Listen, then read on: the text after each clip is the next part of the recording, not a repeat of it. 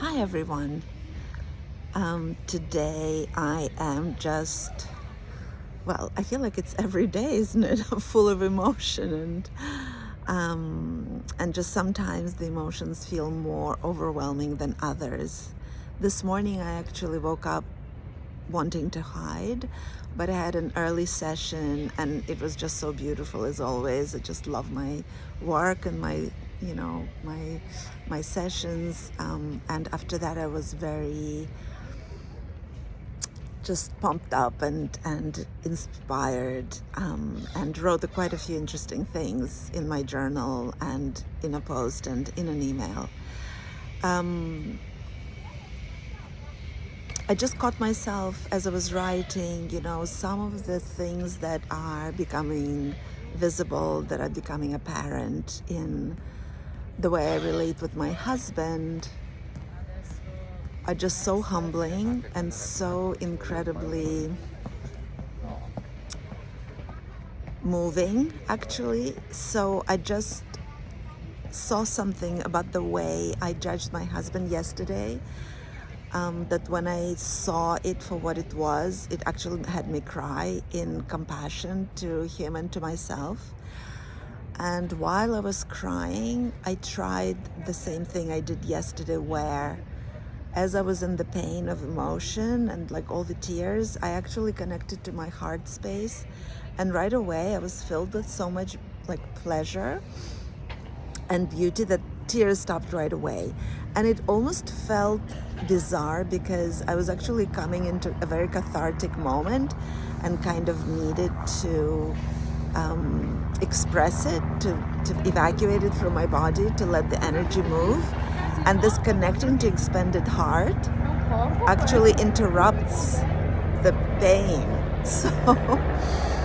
So I realized that I want to just go into the tears and really have this cathartic experience, and it was. I like cried my head off. But what I am seeing more and more, what is becoming really, really obvious to me, is that we are such oppressors and such supremacists in our relationships. I mean, using these words is actually insane because honestly, just a few months ago, I didn't even know what that meant exactly, but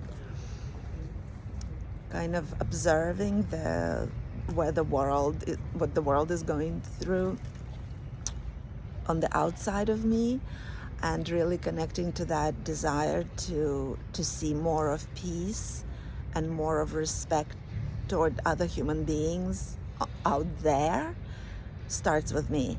And if it starts with me, then I'm doing a revision of how am I relating to people on outside of me, to people with whom I am in relationships, and how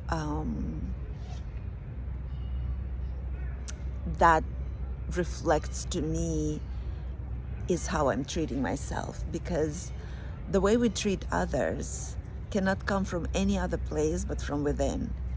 Whatever grid we superimpose on other people, whatever judgment, whatever disgust, whatever intolerance, whatever wish we project on others, anytime we want to change someone else, it's oppressive, because that's not our job and it's none of our business how they are. Like, every person has the right to be who they are.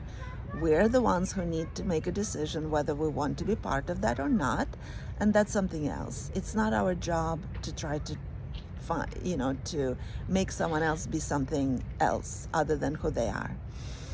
But mostly also it's that supremacist within who is like judging everything, where we're so, I'll speak for myself, I'm so attached still to some of the images of what life should be, what it means to be a man, which means what should my husband be, how he should behave, how he should perform, how he should, speak, do, think, be. It's just insane.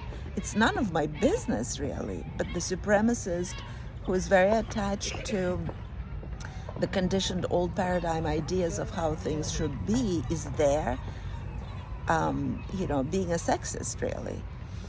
same thing with me, if my inner supremacist is so attached to these old paradigm ideas, then it judges me in that same way. So, you know, really coming to the realization that the more I can eradicate that judgy voice.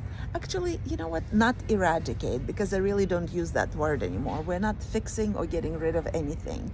It's a voice within me that has a place to be. And my only job is not to shut it up, because it's just going to come out with a vengeance and create some kind of war in my world if I suppress it. The only way to be with it is to really understand where it comes from, what its story is, and why it feels the way it feels. And through that gentleness, comprehension, and understanding, I can be in a relationship with it where it no longer oppresses me. So this is what I'm doing, basically, is unraveling whatever I'm experiencing that feels like it's about my husband. I take it in, I see what's going on, what that voice is, what that means about me, my needs, my dissatisfactions, my fears, my wounds, and then that changes the situation fully and completely, and gives me, not only changes, but it gives me access to love and compassion and humanity and warmth and forgiveness and tolerance. So